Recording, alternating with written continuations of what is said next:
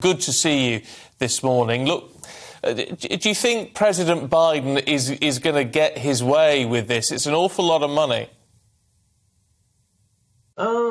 It's I guess a lot still to be seen whether or not he can pull together enough of the sanctions and tighten down. I would say that there's a lot of interest in the United States as it increasing. There was quite a large speech or popular speech made by Senator Cruz yesterday about the need to tamp down on Russian oil exports, especially to a lot of our European partners, and trying to use U.S. oil as a substitute for that. The bottom line is no Russian oil, no continuation of this war in Ukraine. And it's gaining a lot of traction here in the United States. Traditionally, the US doesn't like to be, or at least they say they don't like to be dragged into other people's wars. So there isn't much of an appetite for getting too involved. And yet here we have President Biden asking Congress for more money. What is likely to be the reaction from Congress and from the American people?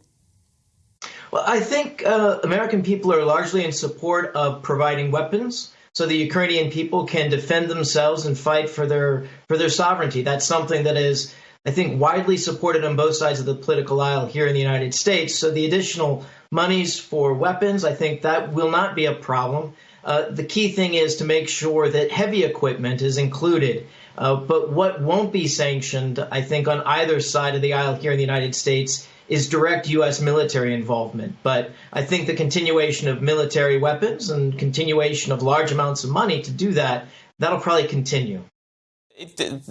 In all of this, we know President Biden has said, that this is not the US getting involved in the war. It's not NATO getting involved in the war. President Putin disagrees with that. And in some respects, he's got a point, hasn't he? We as NATO countries may not be putting boots on the ground in Ukraine, but if we're providing a lot of this heavy weaponry, and if Ukraine are absolutely dependent on us, well, in some respects, we are involved, aren't we? Well, absolutely. We are supporting Ukraine in their right to fight against Russian aggression. And certainly in that light, we definitely are active in supporting an ongoing war in Ukraine. But it's a vastly different thing to say that we're directly involved in active combat. That's a much higher bar. But as far as Putin, I'm more concerned with the potential for him to expand this conflict horizontally into other fields.